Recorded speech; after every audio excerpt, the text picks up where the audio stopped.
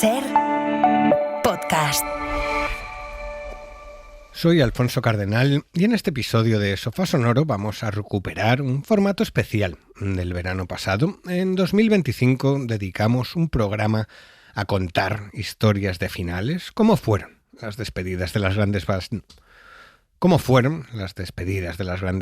Fuisteis muchos y muchas quienes nos sugeristeis una segunda entrega y hoy cumplimos con ella para ver cómo fue el final de los Eagles, The Smiths, Pink Floyd o Fleetwood Mac. Para este viaje de hoy nos acompañan dos voces habituales, Mario Tornero y Fernando Neira.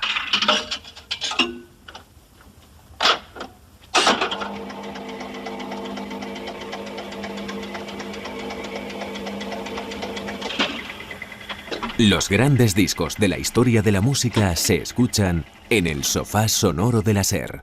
Dirige y presenta Alfonso Cardenal. En la vida hay que saber llegar a los sitios, pero según te vas haciendo más mayor, descubres que es casi más importante saber irte de una fiesta, de un trabajo o de una relación.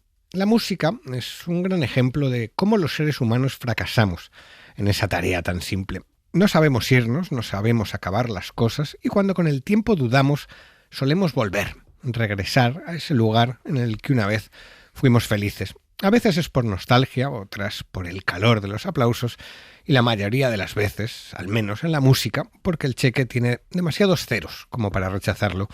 En los años 90, Glenn Frey de los Eagles explicó el conflictivo final de su banda con una analogía que me resultó interesante. Las bandas son como cuando los médicos o los abogados salen de la universidad. Siempre entran a trabajar en un bufete. Las bandas son así también. Creo que los hombres a los 20 tienden a juntarse en grupo porque no tienen mucha confianza en sí mismos y ahora que somos mayores creo que la progresión lógica es crear tu propio proyecto. Unos años después de esa entrevista, la banda, que se despidió jurando que no volvería hasta que el infierno se congelase, regresó a los escenarios asegurando que nunca se habían separado, que tan solo se habían tomado unas vacaciones de 14 años. Aquella gira se tituló, como su promesa incumplida, Hell Freezes Over. Hoy dedicamos el Sofá Sonoro al final de algunas bandas míticas. Empezamos.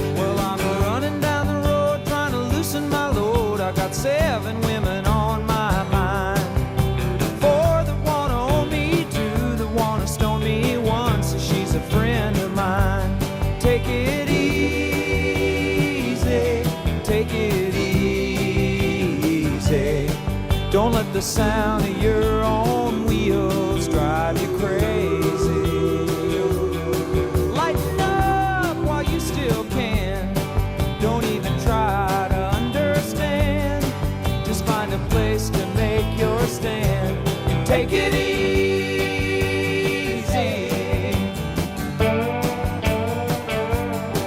Well, I'm standing on a corner in Winslow, Arizona, and such a fine sight to see.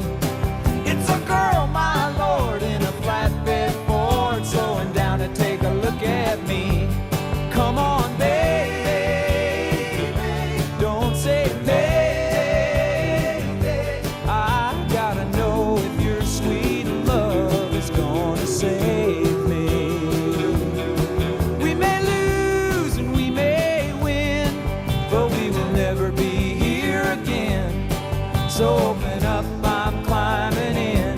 So take it easy.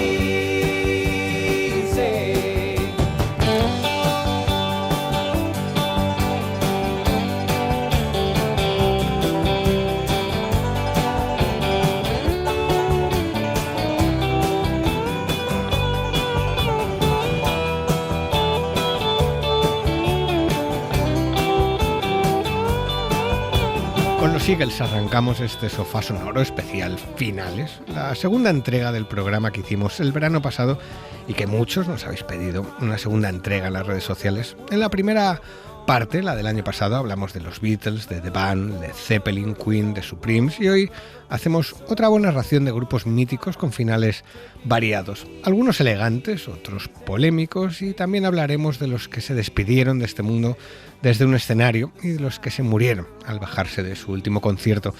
Para este viaje nos acompañan dos buenos amigos y buenos conocedores de estas historias. Fernando Neira, bienvenido. Muy buenas. Y Mario Tonero, ¿qué tal? Hola, ¿qué tal, Alfonso? Pues hoy empezamos el programa escuchando ese corte de Glenn Frey hablando de un modo muy reflexivo sobre el final de su banda, pero la historia del final de los Eagles fue de todo menos reflexiva. Hablamos de una formación que en 1976 editó dos de los discos más vendidos de la historia de la música, que se dice pronto, Hotel California, al que ya dedicamos un episodio junto a Fernando, y ese Greatest Hits supermillonario que arrasó con todo. Pero en 1979 publican otro disco y todo explota. ¿Qué pasó en esos años? ¿Cómo escaló a esos niveles, Fernando, todo? Bueno, detrás de ello hay algo que tú has mencionado hace pocos minutos y es lo del cheque con ceros o, como dirían los folclóricos y las folclóricas, el maldito parné. Y detrás de la historia pues está sobre todo el nombre propio de Don Felder, que es la incorporación del año 74, es una personalidad que tiene un influjo decisivo en los momentos culminantes, en los momentos más destacados de la trayectoria de la banda, y de hecho él es el copartícipe de ese mítico duelo a cuatro manos que convierte la parte instrumental de Hotel California en uno de los solos más tarareados y más admirados de la historia. ¿Qué sucede? Las finanzas las controlan los dos jefes, es decir, Glenn Frey y Don Henley.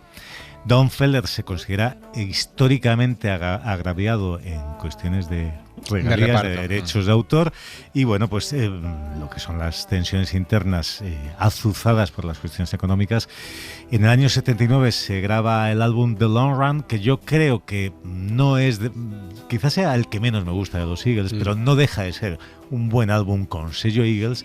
Lo que pasa es que las disensiones y la falta de química y de armonía a nivel interno pues ya son muy evidentes. También, para quien no esté muy familiarizado con la historia de los Eagles, era una banda con un consumo altísimo de droga y de alcohol, que muchos lo tendrán por una banda de Hotel California, de baladita.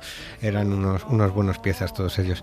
En 1980, esto es un buen ejemplo de ser pieza, en un concierto los miembros de la banda se empezaron a amenazar con pegarse al acabar. Sí. Y ya eso fue el último bolo hasta muchos años después, porque se dieron al final al acabar del bolo. Claro, además, o sea, concierto benéfico, dices, qué buen momento para darte de tortas, ¿no?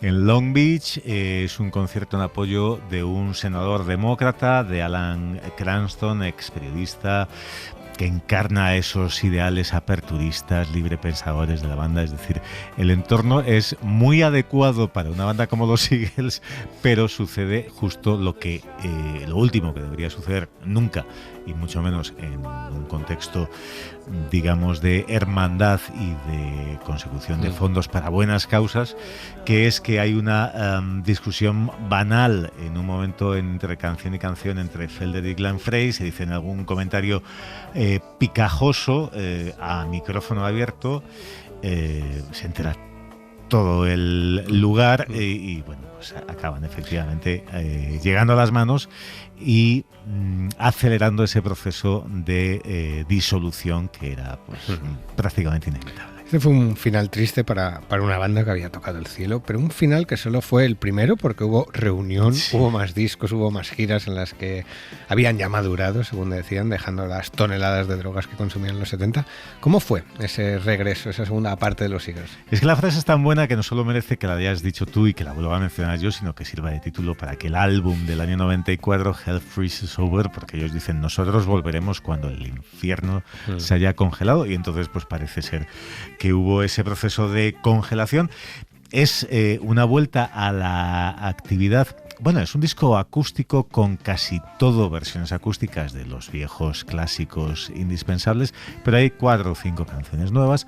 Hay una gran balada nueva que es Love Will Keep Us Alive, que se convierte, composición de Paul Carrack, por cierto, uno de ellos, que se convierte en el primer nuevo gran éxito de los nuevos Eagles. Parece que hay una cierta vuelta a una hermandad o a un consenso medianamente negociado entre las partes, pero Don Felder que vuelve a la alineación, termina siendo finalmente y definitivamente despedido ya sin vuelta atrás en el año 2000. Estaba pensando, este es un buen título y también me recuerda a la gira de los Sex Pistols, ¿no? Que era estamos aquí por el dinero. Exactamente.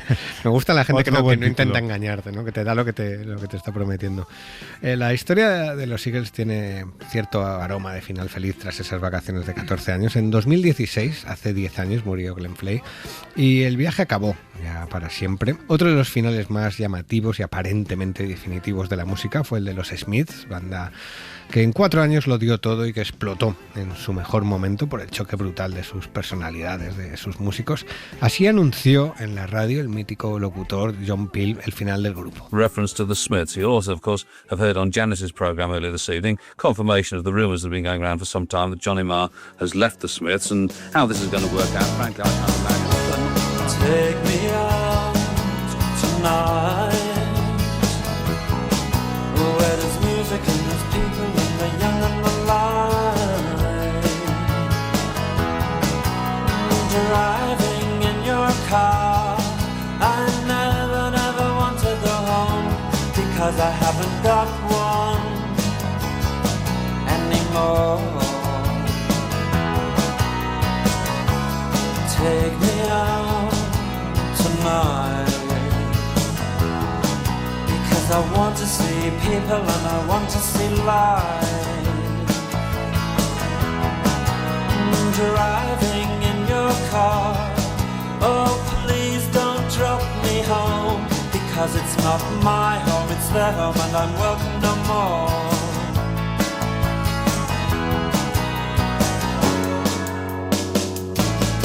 And if a double-decker bus crashes into us, to die by your side is such a heavenly way to die.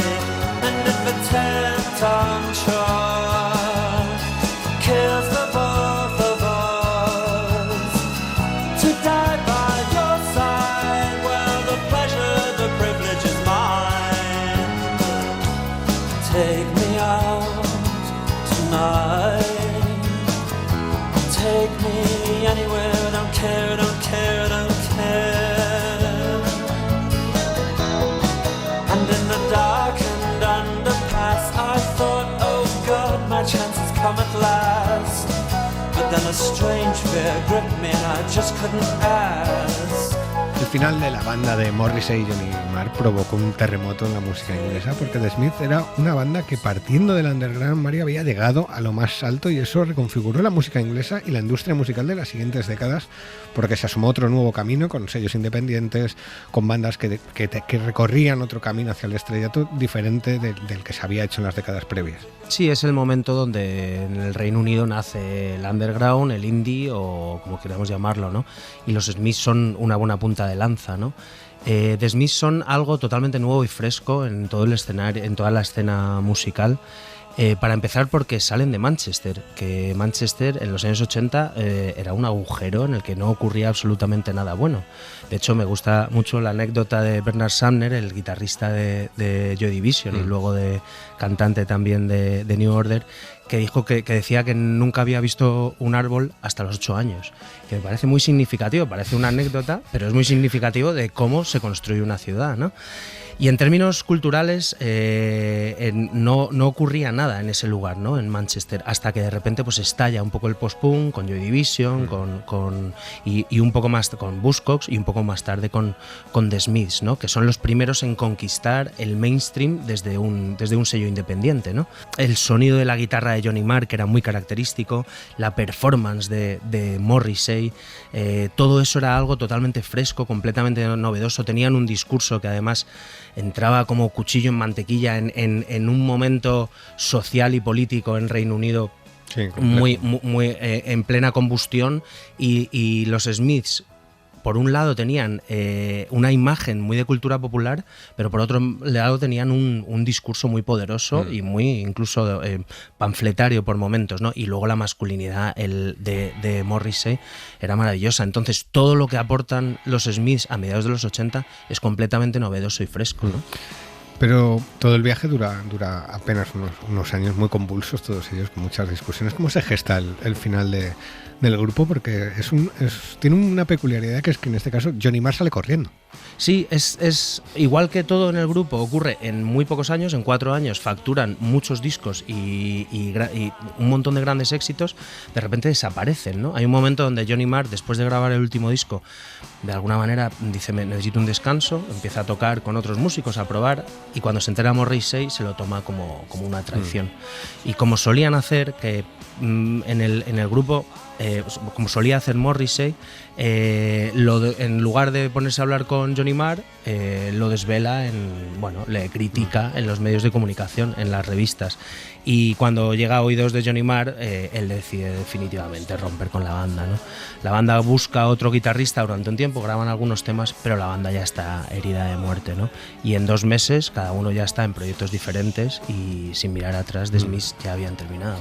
Luego llegó, por así decirlo, un disco póstumo, Strange Ways Here We Come, que a mí es un disco que me gusta, que no tuvo ya ni promo, ni gira, ni nadie del grupo le importaba un carajo lo que sucediese con el disco. Es un final bastante triste para un último disco de una banda que no ha grabado muchos. Sí, es como cuando se rompen algunos proyectos, algunas relaciones donde de repente es que quieres estar en otro. Has estado mucho tiempo aguantando algo y de repente estás en otra cosa. Entonces, sí, pero siempre suele haber alguien que tiene un mínimo de interés por la criatura, ¿no? En este caso es una indiferencia ya total. Y una indiferencia que se ha mantenido en el tiempo, sobre todo por parte de Johnny Marr, ¿no? Estoy de acuerdo contigo en que es un gran disco y están de acuerdo con nosotros también Morrissey, Johnny Marr, Mike Joyce, el batería, y el productor, Stephen Street. Esas 4 personas piensan que es su disco favorito de los Smiths, que es llamativo, ¿no?, cuando solemos hablar de otros discos como discos históricos.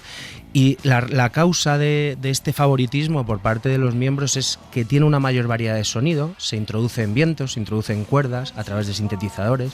Morrissey toca el piano en un tema, y a Johnny Marr nos encontramos con el Johnny Marr más experimental, incluso a veces haciendo solos.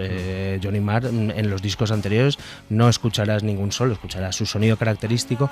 Entonces nos encontramos a los Smiths más experimentales, al Morrissey más fatalista, que a mí es un Morrissey que me gusta mucho, y un sonido relativamente diferente al resto de los discos, que es el enganche con el Britpop de los años 90. Es curioso que es un grupo de Smith que muere estando en muy buen momento de forma, y yo creo que con muchas cosas todavía que decir. Hay grupos que cuando ya lo dejan artísticamente ya han terminado, ya han dado lo que tenían que dar. Yo creo un grupo que en coma, como la grupo canción total del single de Strange Ways.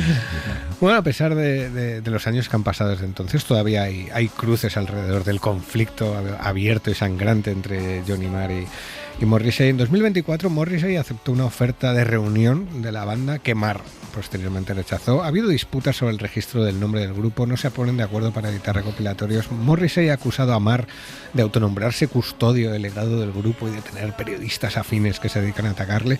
Todo un desastre. Johnny Marr, por su parte, no quiere mirar atrás, lo ve todo como parte de algo que para él no fue bonito, pero se siente feliz de que fuese importante para tanta gente. Me siento realmente afortunado de haber sido parte de algo que la gente recuerda con tanto cariño, y eso es todo lo que puedo decir al respecto. Tengo suficientes amigos. Todo está bien.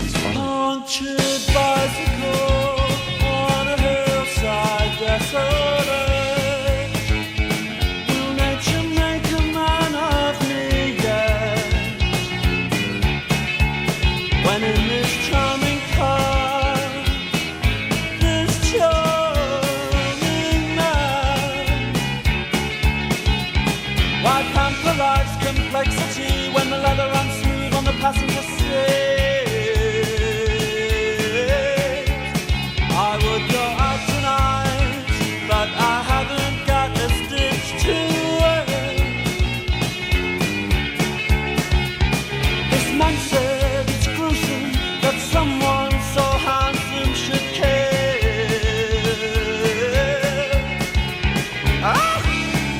A jumped up country boy who never knew his place.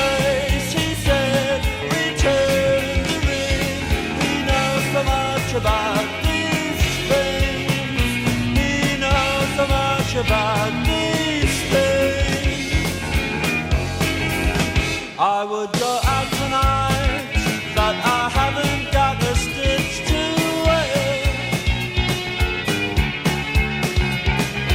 man said it's gruesome that someone so handsome should care. Na, na, na, na, na, na. This charming man. Y del feo final de los Smiths pasamos a otro que figura entre los más coherentes, elegantes, yo creo que honestos de la música. Hablamos del The Dire Straits, una banda que consiguió también un éxito enorme, mucho mayor que el que su líder Mark Knopfler deseaba. Knopfler dejó morir de éxito al grupo y fue un final sin aspavientos, sin numeritos, sin mucho ruido. Su etapa pasó y el guitarrista se dedicó a otras cosas.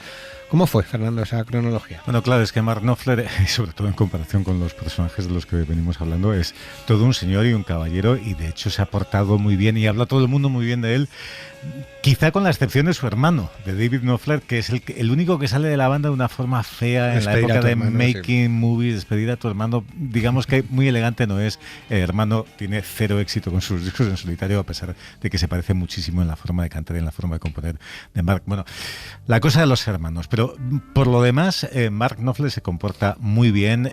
John Illsley, que es su escudero, me acuerdo de haber leído en sus memorias, habla maravillas de su amigo del alma.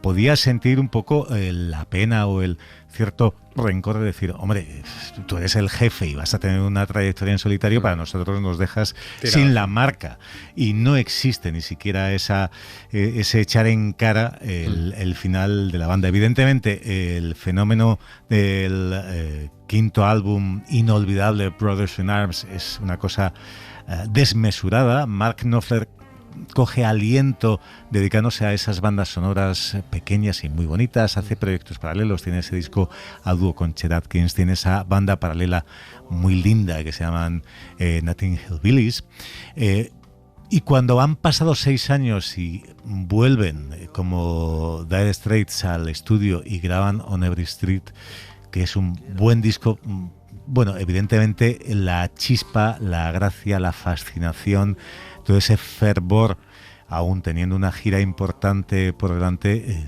pues no es equiparable a lo que había sucedido. Y los tiempos también son otros, yo creo. Sí, evidentemente. No es lo mismo el 85 que el 91. Lo que llama la atención es que Knopfler nunca haya reunido a Dire Straits, o que él mismo haya usado el nombre para vender una gira a más entradas. Yo creo que eso es una coherencia que se ve poco. Él está cómodo en su carrera, de hecho no creo que quiera más atención, ni más público, ni más dinero, igual no lo necesita, pero por lo menos resulta llamativo. Sí, además las ofertas han debido ser considerables, además. Pues es que en realidad no se juntan ninguna de las circunstancias que se tienen que juntar para que haya una reunión, ¿no? Por un lado, acabaron, sobre todo Mark Knopfler, acabaron agotados con la gira del 92, ¿no?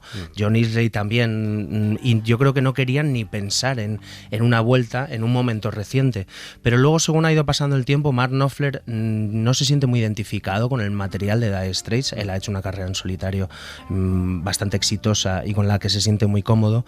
Entonces no existe el ingrediente de la nostalgia, de querer volver a esos grandes éxitos que les pasa a otros grupos, ¿no?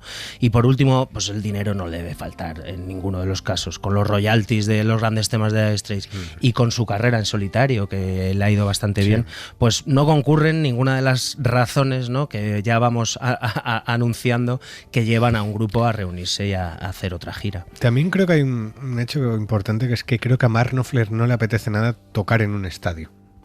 Creo que le está puede muy que se sienta más cómodo en pabellón, en 15.000, salas, ante sí. 15.000 que ante 50.000. Sí. Eso es indudable. El último disco de Dire Straits fue, como decía Fernando, On Every Street, y allí había una pista en forma de canción de todo lo que iba a suceder. Fade to Black, fundido a negro. Well, I wonder where you are tonight.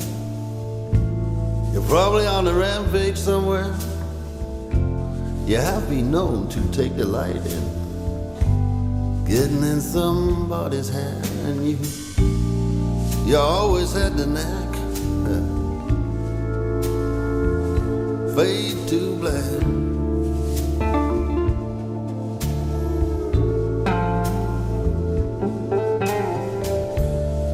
Bet you already made a pass.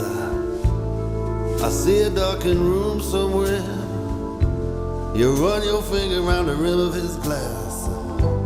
Run your fingers through his hair. They scratch across his back. fade to black.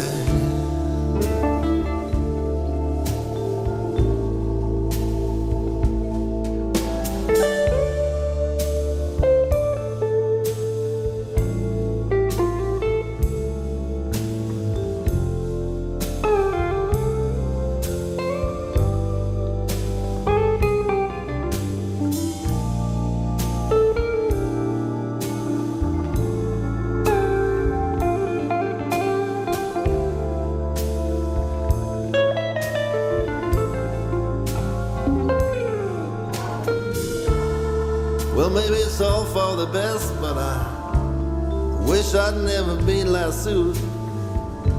And maybe it's some kind of test, but I wish I'd never been tattooed. No, been to hell and back.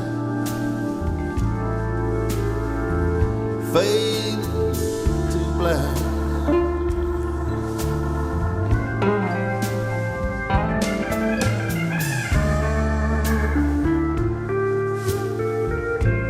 Dire Straits con este Fade to Black de su disco de despedida. El final de Los Ingleses encaja totalmente con esa declaración que escuchábamos al comienzo del programa, esa idea de que al hacerte mayor y ganar confianza, los músicos prefieren casi estar mejor solos. Eso encaja también con nuestro siguiente protagonista, Police, una banda que lo dejó tras su mayor éxito. También, curiosamente, ¿cómo fue, Fernando, el final de Police? Colosal éxito, y venían de éxitos muy importantes y final un poco traumático. Bien, es cierto que son tres personalidades muy marcadas y muy distintas, entre las cuales el jefe evidente y además la voz cantante en todos los sentidos es Sting, que es el autor del 90% de las canciones que aparecen en los 5 álbumes de Police y del 100% de los éxitos. De todas las 15 o 18 canciones que tenemos en la memoria y que podríamos traer de manera fulminante, las firma él. Entonces, ese quinto LP deciden grabarlo en los entonces célebres Air Studios, que además había montado George Martin, nada menos.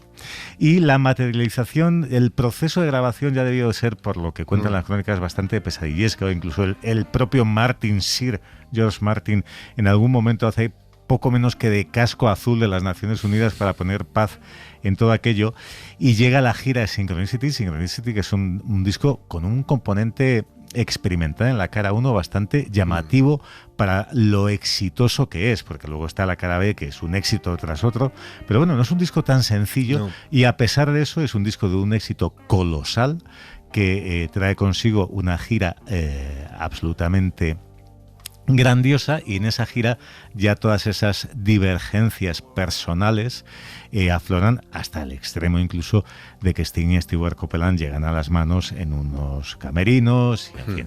Vi en una entrevista que explicaba que ellos se pegaban habitualmente, o sea, no, pero no a malas, o sea, que tenían una relación muy física, una manera muy física de relacionarse, que cuando algo se disgustaba se soltaban tranquilamente, y que decía que la gente ponía mucho énfasis en sus peleas y que era algo que estaba al orden del día desde que eran Sí, chavales. Pero fíjate, en junio de 2025 pude hablar con Stewart Copeland, que hacía una visita en Huesca por un documental, y hablaba con cariño, con cierta distancia, pero con cariño de Sting, y pocos meses después estaban de vuelta a los tribunales con asuntos de derechos de autor. Bueno, o sea que, en fin, estas cosas que pasan. Puedes tener cariño por gente que luego acaban en los tribunales.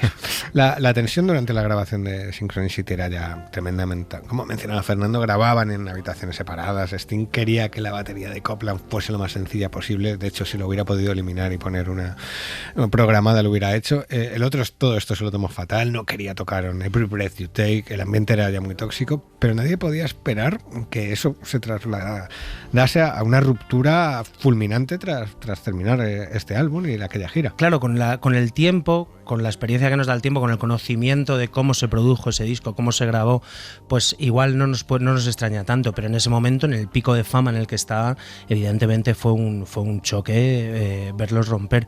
Es evidente esas dos cabezas, aunque las tres personalidades fueron muy fuertes, ese choque entre Copland y Sting, ¿no? Esas maneras tan diferentes de ver la música, ¿no? Sting es un controlador obsesivo, Copland tiene ese ataque más jazzy, más de fluir con la música, ¿no?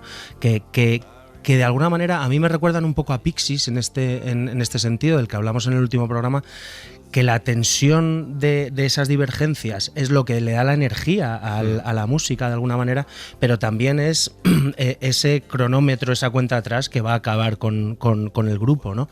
Y efectivamente, mientras graban ese disco ya no se soportaban. Cuando están grabando algunos retoques del tema Every Breath You Take en Quebec, por la mañana Copland, Sting se iba a esquiar por la mañana y Copland le añadía unos platillos a la mezcla, y por la tarde Copland se iba a esquiar y Sting le quitaba los platillos, que nos da una muestra un poco de la situación en la que estaban, ¿no? De los amiguitos que eran. Claro, pero sí que estoy de acuerdo en que yo creo que Sting y Copland son más amigos que Morrissey y Mark, que son dos personas que no se pueden ni ver, o sea, que yo creo que sí que cuadra esta idea que decíais de dos amigos que se pegan, que se odian y al mismo tiempo se quieren, ¿no? Que hay un poco de cariño. En 2025 la banda demandó a Sting por no pagar adecuadamente los derechos de autor de Every Breath You Take, canción de su disco final, que se estima que genera $500,000 al año desde 1983, no está nada mal. El ambiente no quedó entonces demasiado bien. Sting inició ya su carrera en solitario sin mirar mucho atrás, aunque solía tocar temas de Police en sus conciertos. En una entrevista con Howard Stern, el cantante explicó cómo el éxito de su primer disco en solitario le hizo ver que ganaría mucha paz mental dejando la banda, pero dejó algunas palabras también bonitas para sus ex compañeros. Yo crecí sin una familia estable y agradecí tener una familia musical. Fue una gran banda y lo respeto y quiero profundamente. Pero necesitaba desplegar mis alas y volar. Una banda tiene un determinado sonido y es maravilloso, pero también te limita.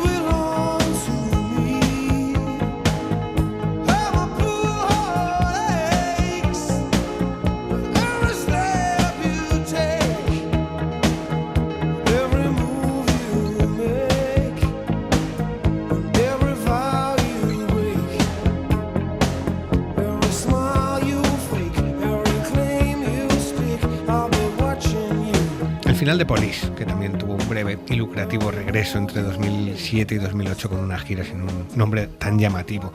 Police es parte de nuestro repaso a grandes finales de bandas míticas. Otros de los más polémicos y feos, que ha acabado con dos músicos tocando las mismas canciones en ciudades diferentes del mundo, fue el de Pink Floyd, otro grupo mal avenido, muy desgastado, una banda que tuvo un viaje largo, tremendamente exitoso, Mario.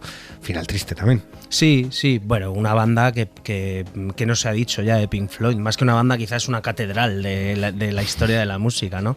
Una banda que tiene una primera etapa con ese Syd Barrett marcando el camino a seguir para la psicodelia que seguiría a finales de los 60 y cuya partida de alguna manera le convierte en un mito fantasmagórico de la cultura pop, ¿no?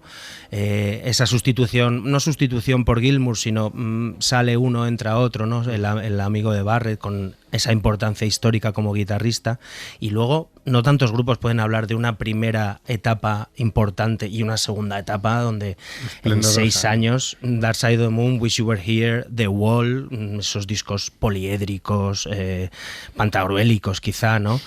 Portadas míticas de Dark Side of the Moon, todo el mundo conoce esa portada, pero también Wish You Were Here o Animals, sí. The Wall, millones de discos, y además yo creo que la capacidad para seguir sorprendiendo a las nuevas generaciones. Creo que hay otros grupos que quizá han envejecido peor y que las nuevas generaciones no se sorprenden tanto, pero creo que Pink Floyd sigue teniendo esa capacidad, con lo cual estamos hablando de una de las instituciones más importantes. A nivel humano tampoco te puedes esperar que acabe muy bien una banda que un día decide no parar a recoger a su cantante, seguir con el coche, pasar su casa sin parar a por él y nunca mirar hacia atrás de qué fue del pobre Syd Barrett, así que no me creo que sean muy buena gente tanto David Gilmour como... Bueno, que despiden a Richard Wright y luego le contratan como músico a sueldo, ¿no? Ese tipo de cosas yo creo que ya hace ver un poco por dónde iban los tiros. Y mirando Fernando el final, este es de los más extraños porque un miembro que se autonombró líder del grupo dice que la banda se acaba, los otros deciden que no y se quedan con el nombre y continúan sin él. Y acaba todo en tribunales, claro. Es un final extraño, desconcertante y además un desenlace inesperado, porque pleitean en los tribunales y Gilmour, que parece la parte débil, es el que se va el gato al agua y el que se queda con la marca, y la marca al fin y al cabo pues muchas veces es lo que diferencia el éxito y el fracaso, el tener el paraguas, el logo, el sello de Pink Floyd. Luego sucede que Roger Waters era prácticamente el autor, compositor y la mente pensante de esos 4 discos sucesivos que son parte fundamental de la historia del ser humano, que son The Dark Side of the Moon, Wish You Were Here, Animals y The Wall, los 4 seguidos, y en el 90% es Roger Waters. Pero suceden 2 cosas también inesperadas. El siguiente álbum, el último de los Pink Floyd como los conocíamos, que es The Final Cut, es un disco que yo creo que no le acaba de gustar a nadie. También es un disco muy Roger Waters, pero es un disco que naufraga. Desaparece Roger Waters de la banda y graba en solitario de inmediato lo que ya le había presentado a Pink Floyd como el siguiente álbum de Pink Floyd, que va a ser los pros y contras de hacer autostop, The Pros and Cons of Hitchhiking, que es un disco con el que vuelve a no suceder nada. Es un disco muy interesante, pero muy olvidado. En el que además las cosas suceden como en tiempo real y las canciones tienen la hora de la madrugada en que está sucediendo. Bueno, es una cosa muy curiosa, pero que tampoco acaba de cuajar, quizá porque no tiene la marca, el marchamo de Pink Floyd, y esos Pink Floyd de mediados sin Roger Waters y con David Gilmour como líder ocasional, pues de pronto sacan un disco mucho mejor de lo que esperábamos todos, que es A Momentary Lapse of Reason, del año 87, con además un temazo como Learning to Fly, que es una de las canciones icónicas de Pink Floyd, y es un Pink Floyd post Roger Waters, o sea que todo esta es una historia muy compleja del final concatenación de acontecimientos es inesperada. Pero a pesar, Mario, de todos los malos rollos y demandas, la banda vuelve a juntarse después de 24 años, eso sí, para una última actuación benéfica en este caso, un concierto que fue casi más raro que emotivo, según contaban. Sí, yo creo que es el ejemplo contrario que hablábamos de Mark Knopfler y la elegancia de separarse, y Pink Floyd, que de repente se ven obligados a juntarse de alguna manera en un concierto benéfico, en una de las ediciones de Live Aid, quizá más por la insistencia de Bob Geldof, que yo creo que tenía esa capacidad pesado, sí, de convencer. Y es un encuentro donde desde el principio les cuesta ponerse de acuerdo en la selección de canciones, en los arreglos, en el modo de tocar. Al final llegan a acuerdos que por supuesto Roger Waters se salta, dedicándole el concierto a Syd Barrett, que era algo que no habían acordado, y ese momento extraño final en el que ya se acaba el concierto, los miembros del grupo abandonan el escenario y Roger Waters les llama y les obliga de algún modo a darse un abrazo muy raro, muy forzado, que en realidad... Pero bueno, la incomunicación de Pink Floyd era algo que había estado desde el principio de la banda y que sigue presente hoy en día. Así valoraba ya 10 años después David Gilmour cómo fue ese reencuentro con su ex amigo. Han pasado 10 años desde ese concierto y estuvo bien estar en ese contexto más amable después de años y años difíciles. Nos pasamos media noche bebiendo, riendo y de juerga. Eso estuvo bien. Tampoco hablamos mucho el uno con el otro.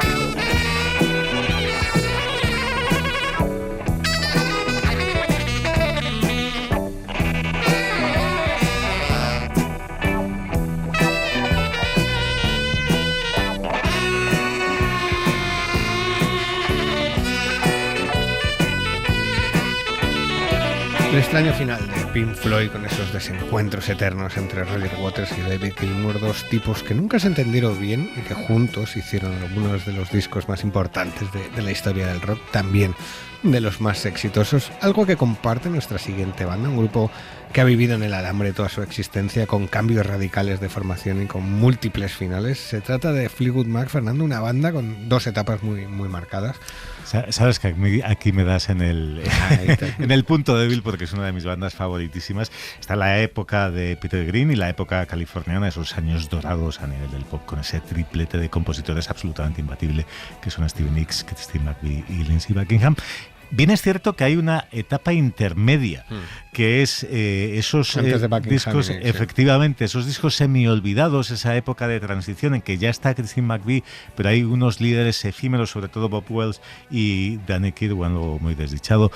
Son unos discos que se quedan ahí como en el limbo, pero que a mí me gustan muy mucho, pues, sobre todo pues Future Games, Over Trees, pero vamos, las dos épocas de las que todo el mundo habla son Peter Green por un lado y luego el triplete de éxito de la época californiana. Y un grupo que es leyenda, pero que durante años parecía empeñado en enterrar su propio legado, porque tenían una relación tan tóxica que no sabían terminar el grupo, dejando la sensación de seguir por una inercia extraña. Incluso llegan a despedir a Lindsey Buckingham.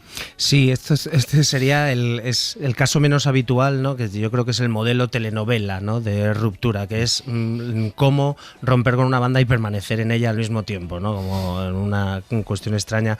Es muy difícil contar la cronología de los miembros, de quiénes entran, quiénes salen. Podemos hablar de esa etapa, ¿no? Esa segunda etapa entre el 74 y el 87, con la formación más estable, esos compositores de los que hablaba Fernando.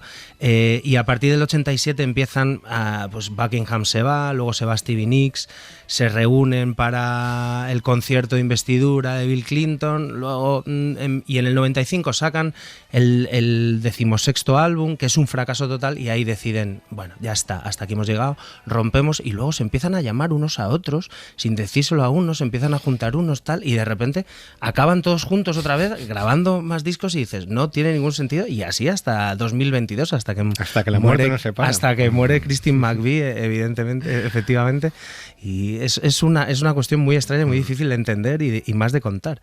La muerte de McVie puso el cierre al final al viaje de la banda, aunque Stevie Nicks la sigue teniendo muy presente. Now she's gone, but she's not gone. She's with me a lot. You feel her and presence? I feel her presence all the time. I especially feel her presence on stage. She's here. Ahora no está, pero no se ha ido, dice. Siento su presencia todo el rato, sobre todo en el escenario. La llevo aquí, dice señalándose un colgante. Es un poco de ella, de sus cenizas.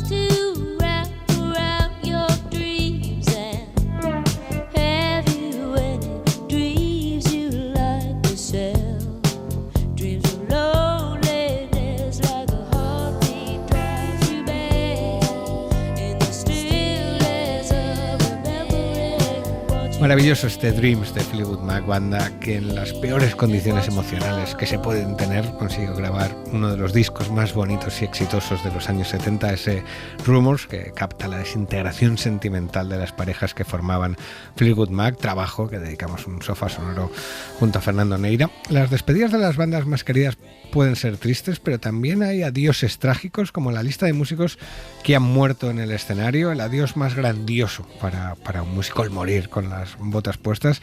Uno de los más recordados es el del líder de Morphine. Claro, Mark Sandman, eso que llamamos figura de culto, es decir, que le conocemos cuatro y hablamos muy bien, pero es poco conocido. Célebre por esa voz barítono de caverna, por el bajo de 2 cuerdas, por el sonido espeso, ensimismado, el loud rock, ese que dicen. Este hombre fallece trágicamente de un infarto, 46 años, actuación a las afueras de Roma, julio del 99, y sufre un ataque al corazón encima del escenario, en plena actuación. La banda solamente le queda la opción de disolverse, aunque es cierto que, bueno, Dana Coley, sabéis que prolongó un poco el evangelio Morphine a través de esa denominación posterior de Vapors of Morphine. Cure for Pain a mí me parece uno de los grandes discos. Algún día lo sentaremos al sofá sonoro de edición, sofá sonoro de clásicos de culto, ¿no? También hay casos más extremos, como el asesinato durante un concierto de Dimebag Darrell, guitarrista de Pantera. Una muerte bastante thrash metal, como el grupo en sí.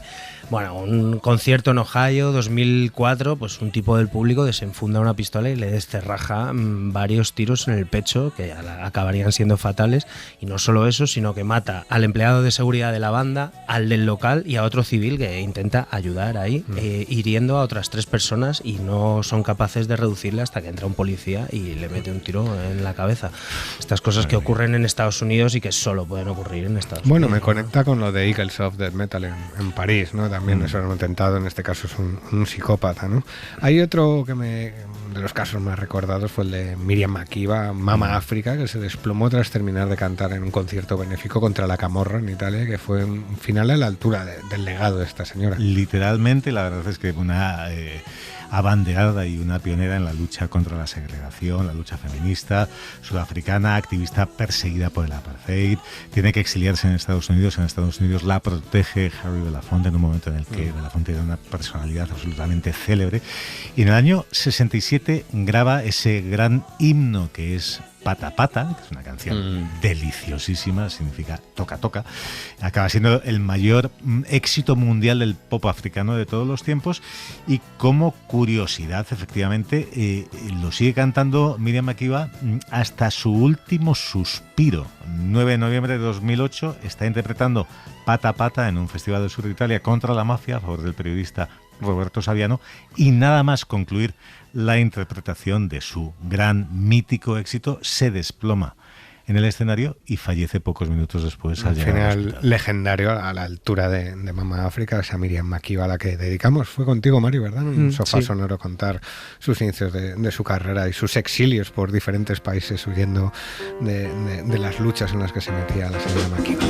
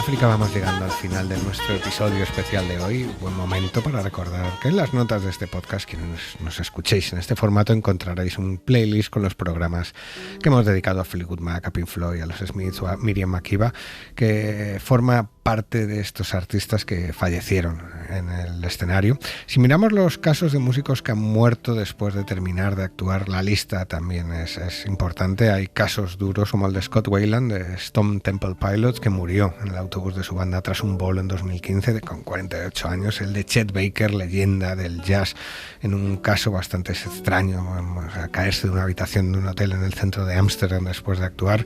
Hay otras dos muertes que son muy llamativas y que a mí me marcaron mucho porque sucedieron en España, como fue la de Gary Moore en Estepona en 2011, Fernando. Sí, 6 de febrero de 2011, estaba de vacaciones como buen guiri en la Costa del Sol, se alojaba en el hotel Kempinski Bahía de Estepona. Su chica se lo encuentra sin vida y la autopsia determina que había sufrido un ataque al corazón después de haber consumido alguna cantidad importante. Ingente, sí. La otra es la de Allen Toussaint en Madrid. No sé si llegaste tú a estar en ese concierto. Estaba yo en ese concierto, un concierto muy bonito, muy tranquilo. Él sale además completamente desprejuiciado y con una apariencia plácida a la puerta del Teatro Lara a despedirse de la gente y escribimos la crónica y unas pocas horas después, yo amanezco con la noticia de que la crónica que he mandado ha quedado desactualizada porque este hombre se ha muerto. Se ha muerto, una leyenda absoluta de la música de Nueva Orleans. Triste que se muriera en Madrid, que figure Madrid en su biografía en ese sentido. Vestido de lentejuelas, de pies a cabeza estaba ese día. Pues con él vamos a cerrar el programa, nuestra segunda entrega por los grandes finales de la música, la despedida casi siempre amarga de las grandes bandas. Nos ha quedado muchas por tratar, igual da para un tercer programa, se lo dejaremos ya para otro verano. Fernando Neira, Mario Tornero, un placer y gracias por compartir este rato de música. Adiós, Alfonso. Gracias, Alfonso. Nos vamos ya, volvemos la semana que viene con más historias y mientras tanto podéis encontrarnos en sofasonoro.com y en la app de la SER y en nuestras redes sociales. Adiós. Hey you, hey you with the curly bush on your head, baby. You know you're looking good, you know you're looking good, you know you're looking good. Soul sister, sister, sister, sister, woo.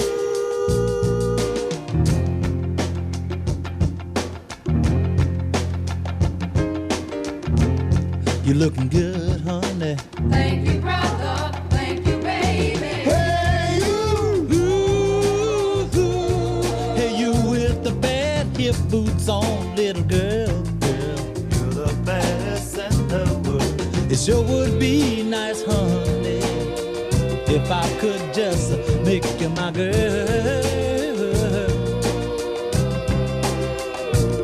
And when you walk, you know you let me know that you're so very much together, together, together, together. Ooh.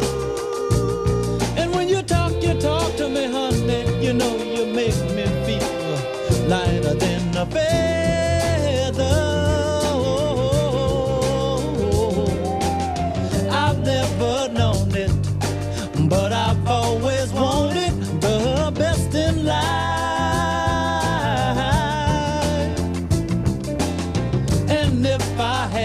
Honey, I know that I could forget about the rest in life.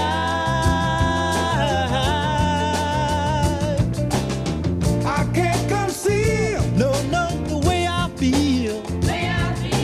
You're about a head turner, you're about a soul runner. Hey you with the curly bush on your head, baby.